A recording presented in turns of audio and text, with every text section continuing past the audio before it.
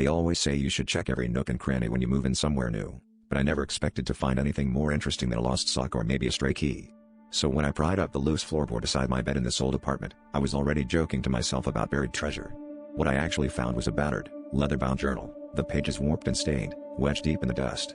It almost seemed to pulse with the weight of secrets, but curiosity won out, and I started to read. The entries were odd, rambling notes about the creaks in the walls, the way shadows twisted at night, and a persistent feeling of being watched.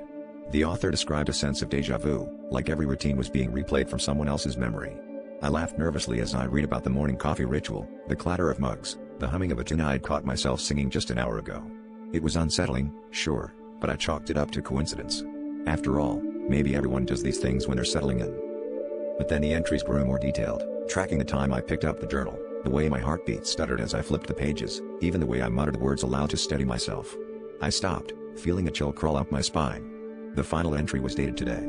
It described me, right down to the trembling hands and the disbelief etched across my face. My eyes skipped ahead to the last line, where the author wrote, "If you're reading this, don't look behind you." My breath caught. I felt the air shift, a whisper of movement at my back as the words on the page seemed to shimmer. The room darkened around the edges, and I realized too late that I wasn't alone. The journal slipped from my hands, landing open as the last words burned into my vision. "Now, you're part of the story."